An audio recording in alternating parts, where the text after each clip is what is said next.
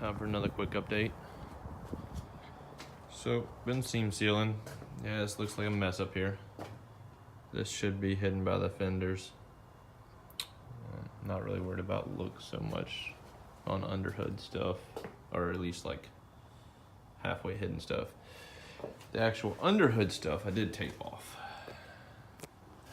So these back corners I didn't against the firewall, but down there got messy around where the coilovers go, or I mean the cross members. Shit, I can't think. Control arms.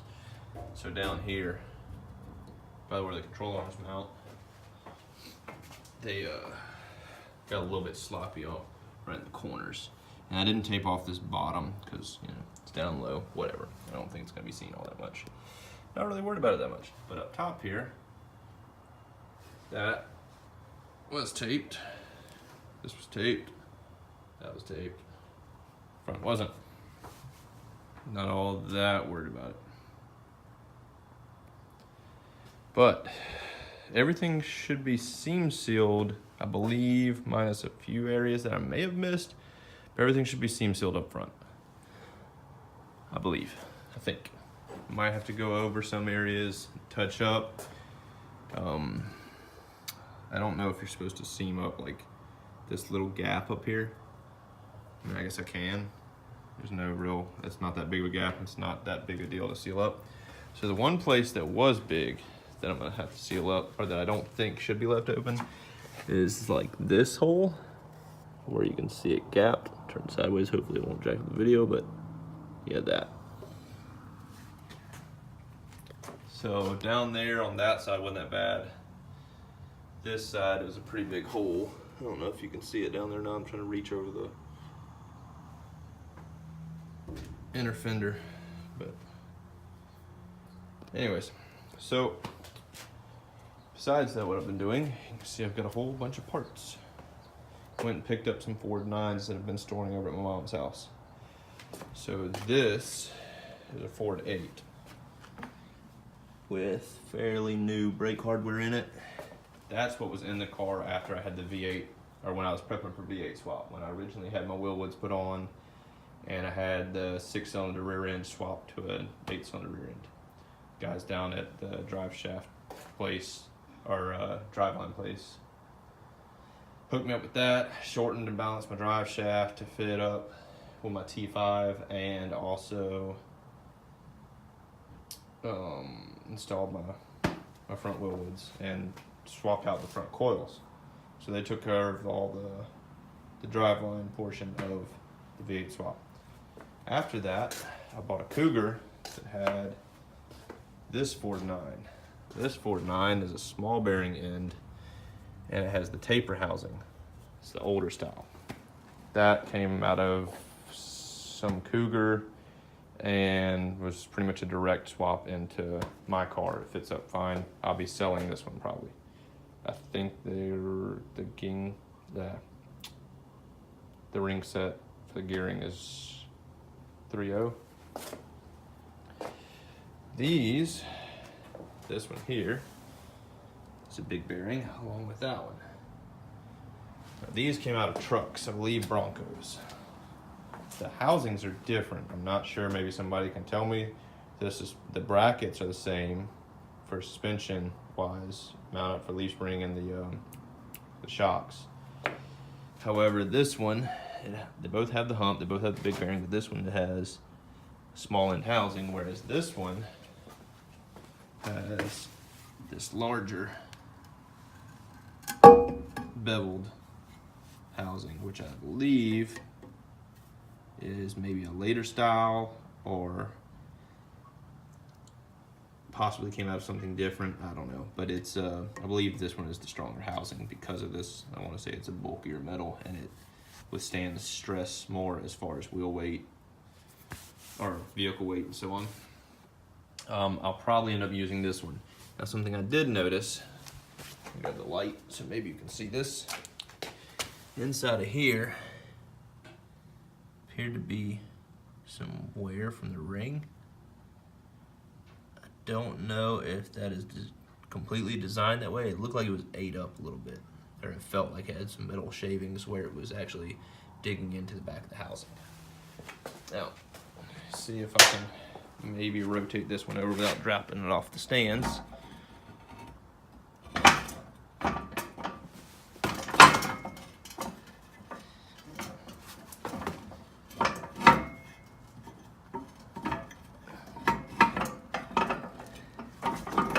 All right.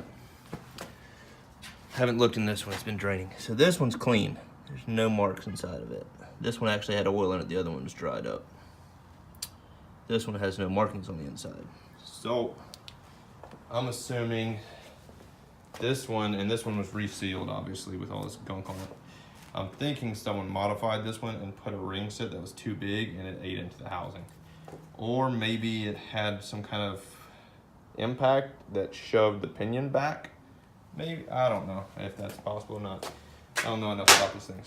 But anyways, these will be most likely going to a guy that builds rear ends down here for drag racing cars and whatnot. He's fairly well known. Both of these third numbers were the same. They were the same casting number on them. I think the last number on it is a year mark. Let's see. Is that C7AWE? Is the marking on it? And it had a bunch of markings on this side as well. Don't know what all that means. That down there, if I can make it out. Don't know. They're not the war carriers, from what I can tell. I believe those had an extra rib, like right here. So they're not those. I'll most likely be using one of these for now. I don't know if I feel like buying a new carrier at the moment. I would like to go ahead and get my locker, but that might be put on hold as well. I might just go ahead and have him just build the axle and throw one of these back in it as it sits. And then later down the road, I'll order all the new parts, have him build it out, and then just swap them. And I might have them, I probably cannot use one of these, or won't be able to use these axles, most likely. But these are the big 31 spline axles as well. They're beefy compared to the smaller 9-inch, the older 9-inch axles. I think these here are like, maybe an inch, I'm guessing. These are like inch and a half, maybe inch and a quarter. I don't know. Haven't measured them out. But anyways, they're definitely bulkier. I'll most likely either have to have him cut those and re-spline them if he has the stuff to do it. I don't know what kind of equipment he has, if he has machine work stuff, lathe, mill, whatever is required. So I might have to buy new axles. I would definitely be buying new axles whenever I do my locker setup, but I have to have this cut down and cleaned up, obviously. I have to cut these brackets off. I have to have it ground or cleaned up, cut, my brackets slid on, and I was gonna trade one or two, whatever, however many multiple rear ends for the work. I have to still talk to him to figure it out, but I'll be trading axles for labor. He's gonna take them, cut them, jig them, tack everything up, and then I'll finish the welds. That is most likely how it's gonna go. So another fun thing I discovered was TCI, who makes this rear suspension, now makes a new kit for the mini tubs that I have installed, that I had to modify to make this stuff fit. The downside is these are welded in, and these were changed. They now have a frame stiffening, like cross arm, that mounts off of a tab of this, and another tab welds onto that one. And all it is a rod with adjustable ends. It's got those, I can't think of the name of what they're called, but those little ball joint ended adjustable rods that you can adjust lengths. I can't think of the damn name of them right now. It'll hit me later. But anyways, it comes with a new one of those, And the new cross member comes cut to fit. And the ends are just to have a hole on them that slides on the tube, and you slide it out as far as you need, tack it, pull it off, weld it up, and put it back in, and then you weld it onto this. I don't know if I want to do that or not. I really want to be able to unbolt it and take it out, because I may end up doing something with this floor down the road. But they changed that, and yeah, see, there's that slip-on deal. So they changed it. And they also changed the cross member to where these trailing arms move inward. So instead of mounting where the old leaf springs were, they come with this tab that you have to weld on the inner side of this X brace, and the trailing arm mounts between those. So those parts were ordered. That was about another 500 bucks for that shit, which hurt. And then I'm still waiting on my rod and custom. Went ahead and ordered powder coated spindles, upper and lower control arms, and I'll get the shocks next.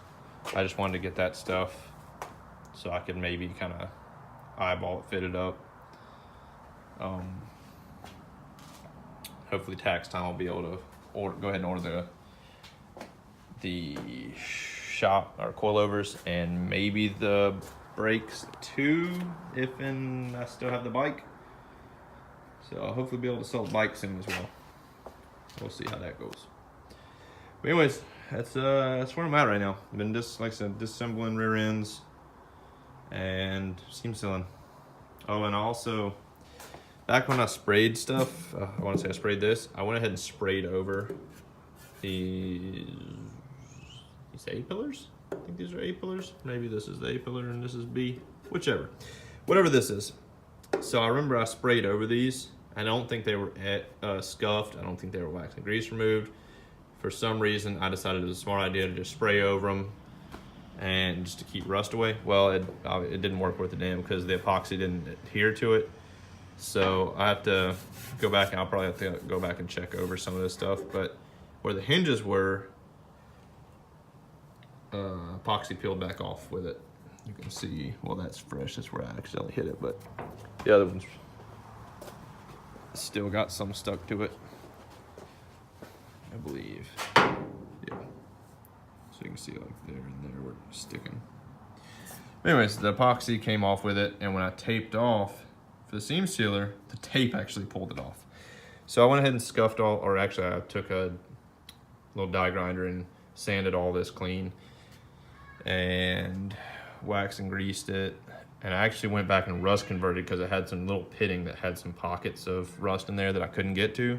So I did Eastwood's rust converter over it, and then after that cured for 2 days, I scuffed it with a Scotch-Brite, waxed and greased, and then just brushed on some epoxy. I'll end up spraying over this with black later, but you get the gist.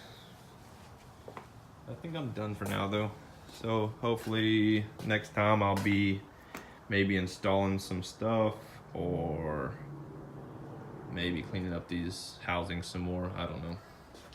I gotta paint the rest of all the seam sealed area with epoxy before I even bother mounting the control arms. Why mount stuff I have to mask off? So, and I still have to clean all the inside, like roof area. That I guess that's C-pillar or sail panel area. I think this is C-pillar maybe. I don't fucking remember. Anyways, all the roofs got to be cleaned. All the back decks got to be cleaned. I have to install the rear, like rear support that supports the deck and to the floor and to the mini tub, because you have to trim those with the mini tubs. They're still sitting over here on the floor. These little dealios. So I've got to clean those up. I'll probably toss them in the blast cabinet just for easy cleaning. I'll throw some weld through around where I'm welding, and I'll trim them first. So I'll get them trimmed up to where they fit. I need to weld those on so I can finish seam sealing inside and then epoxy over stuff. And I'm probably gonna try to go ahead and clean this rear deck and clean this roof around the same time, so when I go to epoxy, I can epoxy everything. And I also believe I need to hit the dash. I don't think I ever actually cleaned that off and epoxied it. I have to double check. But that's where it's at, guys. Till next time, thanks for watching.